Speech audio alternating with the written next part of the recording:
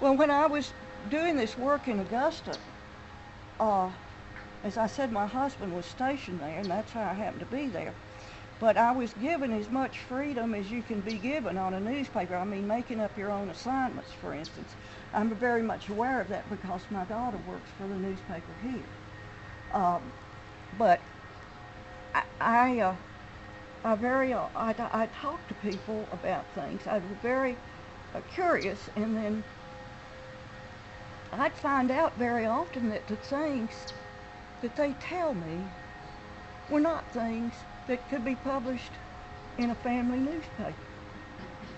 Uh, when I interviewed all the doctors, and I think you've heard this before, there was one woman who was a OBGYN, obstetrician gynecologist, and she had no children, and she had in her office all these little dolls that she had made. And I thought, that's really interesting. You know, she's made all these little dolls, but she has no children. But I couldn't talk about that as a characteristic of a particular person in the newspaper. And what went on in people's minds was much, and what you watched them doing was much more interesting to me than, you know, the guy who robbed the bank. I just was interested in interior lives, I discovered, and so I went off to Europe with my husband for 14 months. And in that time, away from my work world, we traveled enormously. In fact, the word finally came down, don't let Osborn have any more leave.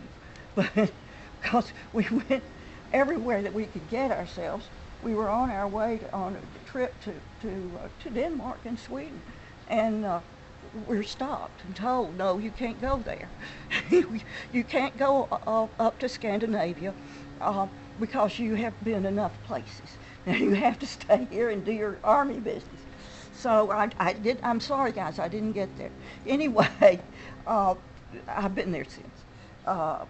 But we were allowed to do, you know, to take off a lot. And I think it was a maturing process, seeing what a great deal of the rest of the world was like. And so when I came back to the United States, I began, I got a degree in a master's degree in creative writing at the university, and began writing short stories then, rather than news. We faced a dreadful old man who said, well, Mrs. Osborn, we can't teach you how to write any more newspaper stories. And I said, well, that's all right. I already know how to do that.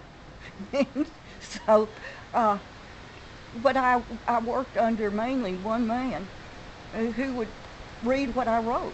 And I had a class full of And this creative man writing. was. Well, he was a different man altogether. Oh, I okay. had a wonderful workshop course in writing, and we all tore into each other's work like you know, crazy, and made some people feel awful and that kind of thing. But we learned how to take criticism. And then there was one man I worked with that all I would do was just go and put a story in the mail slot of his office, and then I'd go back and see him. And he was like an Oxford tutor, you might say. And we discussed this, only he didn't say much. He would just go, or or scratch his head, and I knew something was wrong. And then I'd say, well, what's wrong? You know, he'd say, oh, you don't want to do so-and-so. Or, you know, give me one or two shoves in the right direction, and that was all. But it was having that person who was going to look at it and say, this is good or this is not good. And he would do that. And this was this Paredes? No, Paredes I had the workshop with. Oh, okay. All right. Yeah. Who was the other guy? Watson, John Okay. Watson. Oh, okay. He's long gone now. But he was really a good teacher for me.